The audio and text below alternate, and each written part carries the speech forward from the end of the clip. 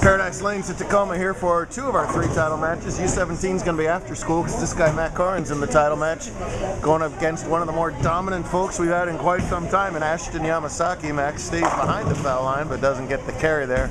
Ashton's already opened with a double. Max struck in the first and we'll have to clean that up in the second.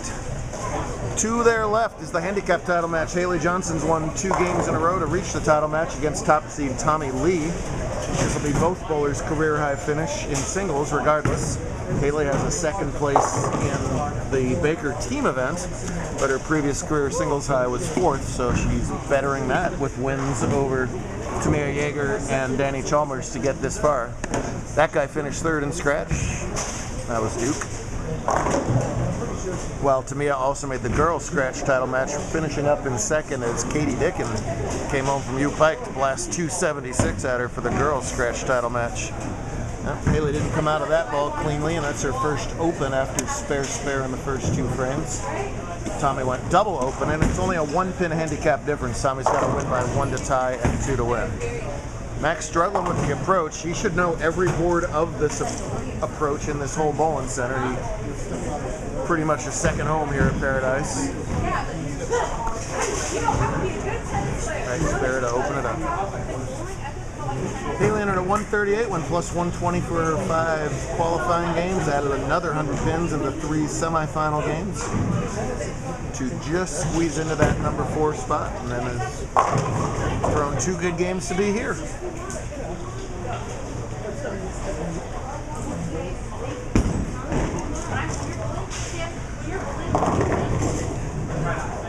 Carries the Brooklyn. We'll see how Matt recovers here in the 5th. There's Danny finishing up in 3rd.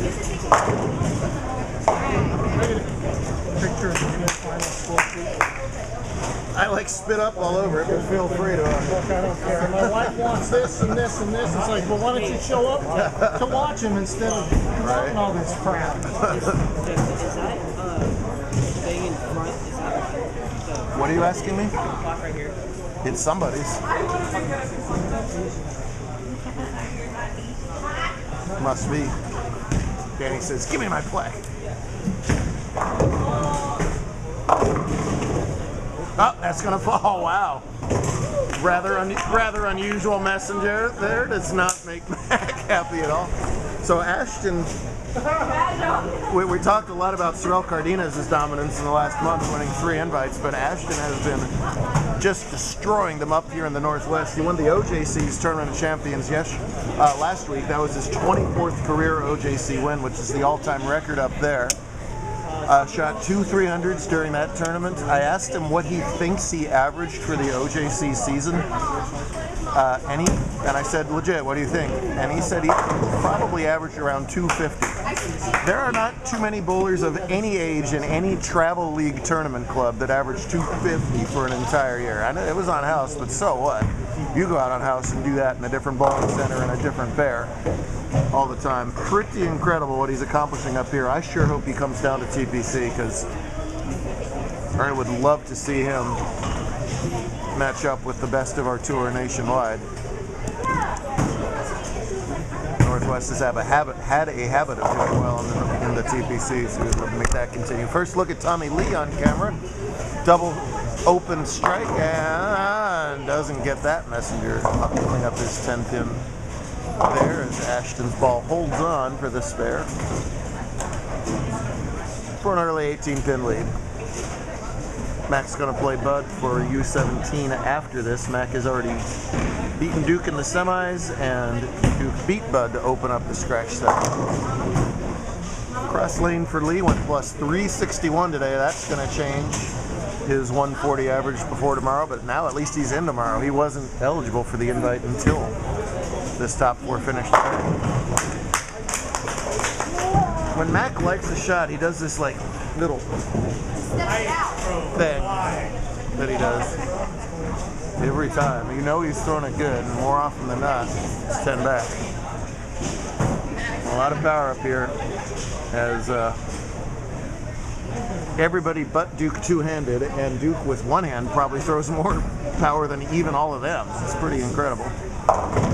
Oh, trouble for Haley there in the 5th. Makeable split though. Haley doesn't have a win like we talked about unless you expand the definition of win, because she got a free trip to Disney last year at the TPC banquet for 4. And I did not know quite what Disney tickets cost, so I marked that down as a win. She went to Disney World, right? Down in Florida with those tickets. Pretty cool. No! Well, it's the give and take of the power. And the give is you get those wicked messengers. Some of the take is solid 9s are a factor, without a doubt. Buller's playing a pretty far outside break point. This was a PWBA regional shot. 5-to-1 ratio, 37 feet. 5-to-1 is half the ratio of what a house pattern is, but these guys are so talented, they just tore it up. I give them a full variety all year long, from house to sport to everything in between. Get them as prepped as possible for anything they may see at our tournaments, at Gold, college, high school, anything that they ball going forward. Nothing to faze them, and after a full slog of a JBT season, not much will. Ashton can play any arrow on the lane. We've seen him play plastic up the first arrow. Now he's doing the big swing. And he got about an arrow at the break point. He's been striking out at the 2 board. That ball got out to about 5 and also held dead flush. Haley didn't convert that split. See if she can get back on it here. She trails by 15 and gets a little Brooklyn love. Plenty of time left in both of these matches. Big thanks to the incredible Kim, Dave, and the whole team here at Paradise for having us. Well, we packed this 32-laner today. 87 bowlers late in June. Top bowlers moving on to the big one tomorrow. Invitational, $1,000 a first. Wow, that ball didn't get past 7.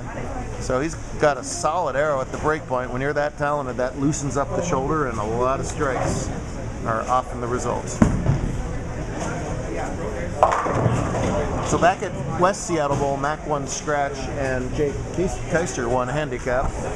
So Tommy is the replacement Jake today, as Jake watching this time see if a trio of their buddies, Tommy, can end up winning a title too. Oh, wow, he did the hitch and it didn't hold up for him. He thought that was pretty good. Uh-oh. That one not good for Tommy.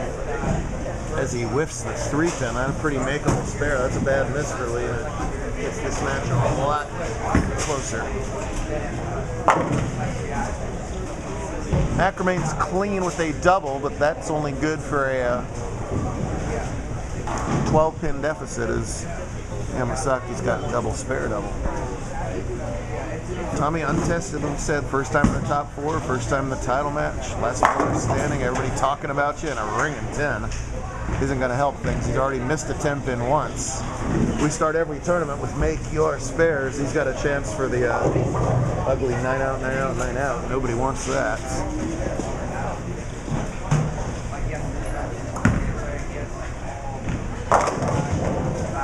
As Max scatters that rack. Switches to a ball that doesn't hook. That's a good idea. Now it's just about accuracy. No! And it just barely hooks at the end. 9-, 9-, 9- is painful in any situation, let alone a title match.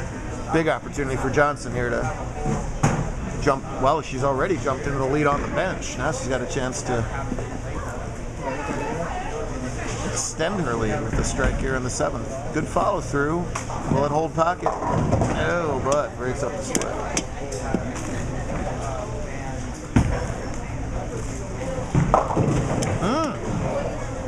All of a sudden, from having an arrow of room, hit the break point well, just a touch soft, and that was also on the lane that checked up for Mac. These guys good friends. They actually are talking about the break point, especially in that right-hand lane.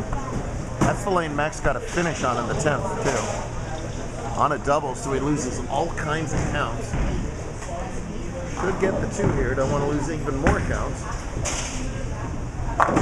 Does just that. That changes that match around. Give Yamasaki 150 through 7 and leads only by 4. No! second time Haley's missed the left side spare in this title match. And Lee flip-flops back to Lee. See the tiny steps Ashton takes. Able to generate enough ball speed from that, those strong legs and upper body. These days, bowlers rip messengers from the fifth arrow like they're supposed to do that. There was no such thing as a messenger from the fifth arrow back when we did these tournaments. Games evolve, sports evolve, bowling no different. Let's see if Haley can rebound. Just marks here seem like they're going to be enough to win handicap. And she's got another left-hand spare to shoot at. That's way left. I know that lane's checking up more, but that was just a pull the whole way from Mac, and now he's got the very difficult 3-6-9-10. This happens a lot on easier shots. We bowl forever. There's no re-oils. Sometimes when the easier shots start to disintegrate, there's nowhere to move. On sport, there's usually somewhere else to go. Try a different zone on the lane, all kinds of different things. Sometimes when house-ish, and again, this was only a 5-1, but when house-ish starts to go, they can get nasty in a hurry. That might be happening at least on the right-hand lane. And scratch, and Mac gives the open frame right back. And yay! We have a left side spare conversion from Johnson. A wry smile from Haley as she knows it too.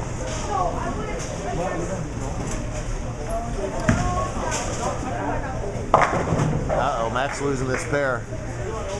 Check early, check early, check early. Not great execution is big, big trouble. Boy, that double, that big four from Ashton was such a surprise. That's doubly frustrating for Matt to be unable to take any advantage of it. And meanwhile, Tommy gets a runaway Brooklyn. He'll take it. Matt goes back up ball at 310 and covers it. Messengers from fifth arrow didn't happen, and nobody's wrists were built to do that 20 years ago either. I think humans have actually evolved because wrists weren't designed to do that 20 years ago. It was proof of species differentiation. Well, we got I don't want it, you take it going on right now. Let's see what Ashton can do in this suddenly tricky right lane. Boy, all of a sudden, it's just dead hook on that lane, and it's dead hook enough as only Mac can giggle as Yamasaki gets that big carry. Could have been anything from Lee there. Lucky to only leave that 2-pin. That's the good news. The bad news, it's a 9 count. That hasn't gone so well for him. Who can regroup their game, put this thing away? Mac can get 202 if he strikes out. 79, 98, 07. Ashton should have this locked up. And he misses another one. Oh dear.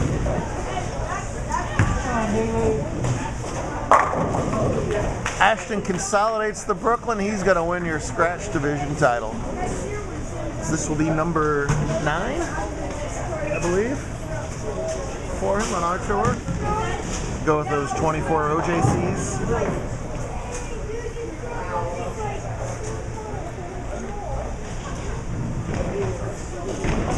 While Mac will go take out his frustrations against Bud in U17.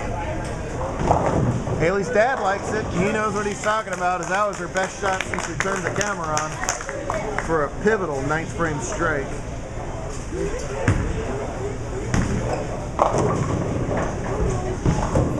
That is indeed win number 9 for Ashton with us. 229 with the spare. I don't know if 229 was going to be good enough. That's got to be one of his lowest games of the day, by the way. He qualified first at plus 429 with a low game of 215, and then in reverse order 225, 224, 226. Haley doesn't double up, and that's going to give Tommy a chance in the 10th. 228 to 187, your final over in scratch. Tommy can get 160 if he gets all 3, and he's got to win by a pin, so 159 if he gets all 3. Haley spare strikes for 157. So Tommy's going to have a chance no matter what. First things first for Haley, make your gosh darn spare. That one she's got. It's been an adventure for both bowlers in the title match, but no problem at the 5-pin. Now this is an important fill ball here. Put as much pressure as possible on Lee. Lee must double at this point. It's just a matter of what he'll need on the fill ball. Bud and Mac, please start your practice immediately. 2 balls on 31 and 32.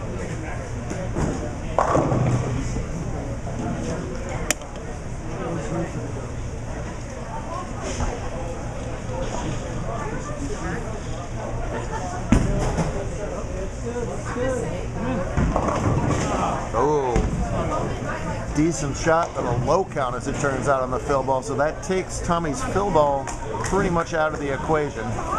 In order to win his first career title, Tommy Lee needs a double in this 10th frame. Double in 4.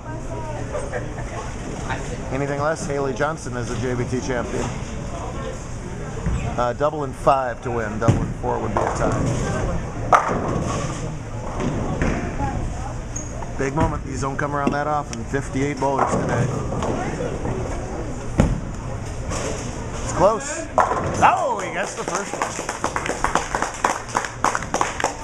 Pressure moment. Lee up to the great first ball in the 10th. He's got to do it again.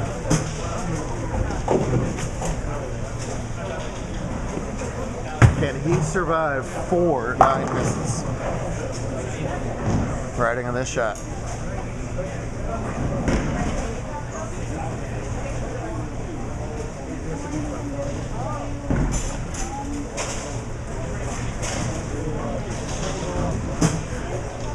Title on the line right here.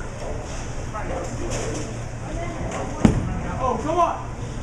Hook. Does not hook, and Haley Johnson climbs the ladder and wins.